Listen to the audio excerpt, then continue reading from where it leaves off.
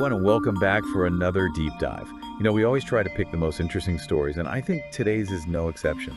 With these wildfires raging across LA, It's heartbreaking. it is, and the situation is developing so rapidly. Right now, the headlines are saying at least 10 deaths, Yeah.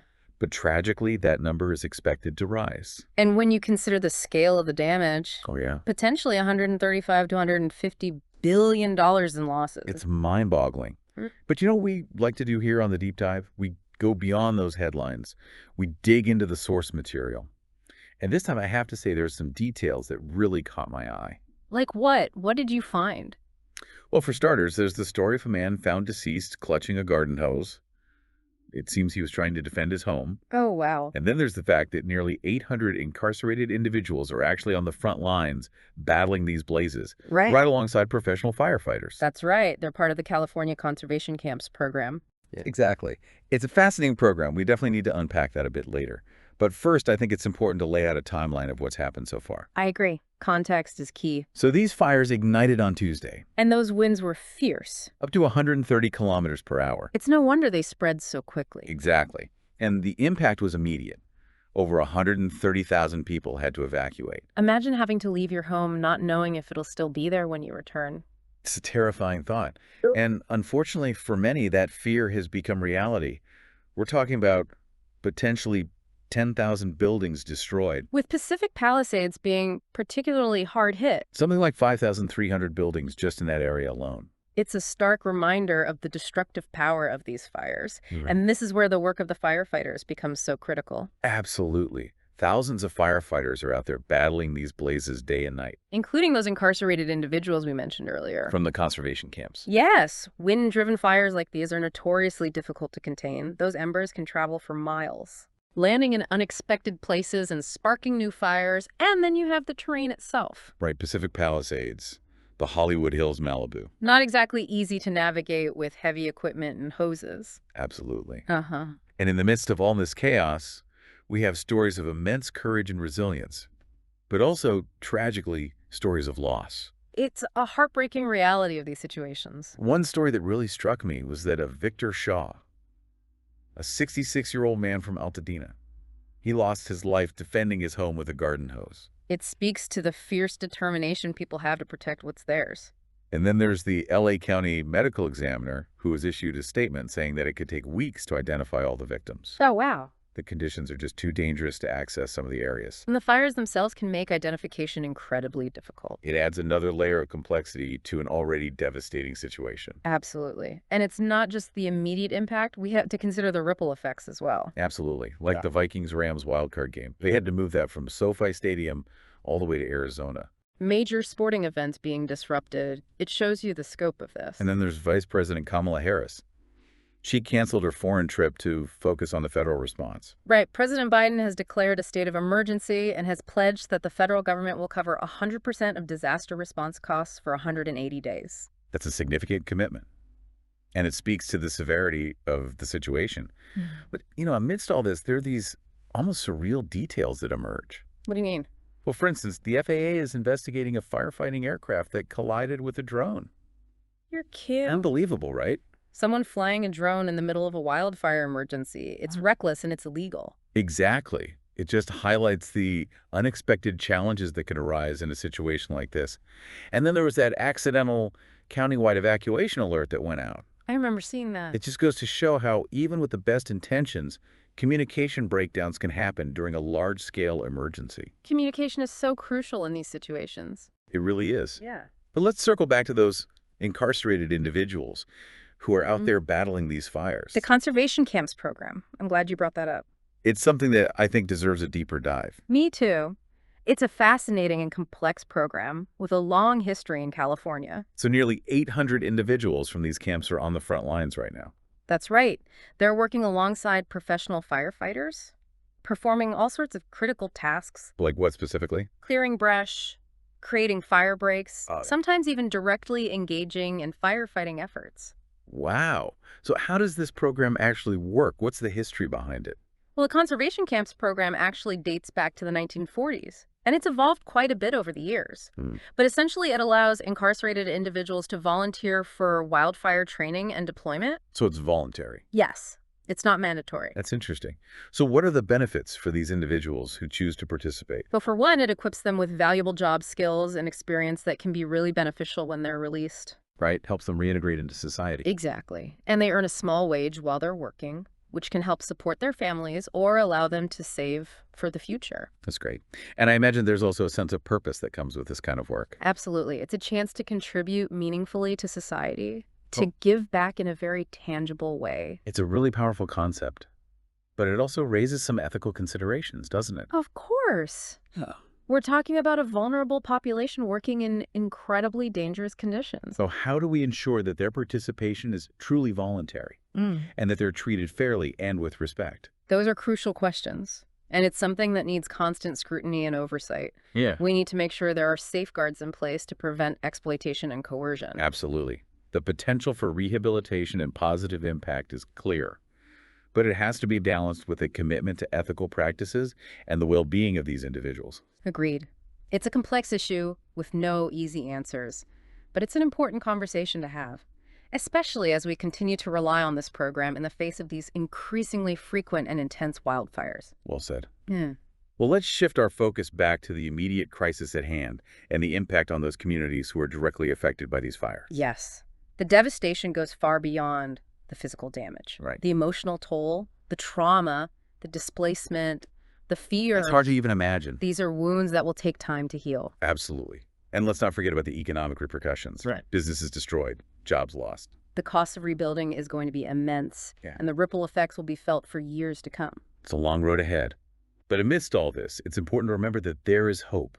Absolutely. Communities come together in times of crisis, and we've seen incredible displays of resilience and support. The human spirit is remarkable. It finds a way to persevere even in the face of unimaginable hardship. And as we continue to follow this developing story, we'll be sure to keep you updated on the recovery efforts and the long-term implications of these devastating fires. We'll be back soon with more insights and analysis. So stay tuned, and thank you for joining us on this deep dive. Once again, L1 to Woodstock Ambulance Duty Crew, respond for an adult female fallen.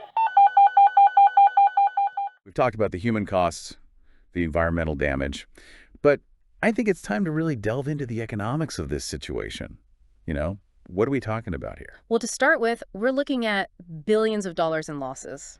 Homes, businesses, infrastructure, tourism is going to take a major hit. Which is huge for California. Absolutely. And these costs, they're just the tip of the iceberg. So the long-term impact is going to be even greater. Oh, much greater. Think about the rebuilding process, the support needed for displaced families, healthcare costs from smoke inhalation. It all adds up. It's a pretty sobering picture.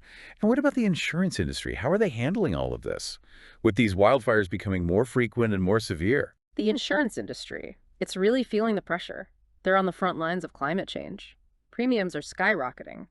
Underwriting standards are getting stricter.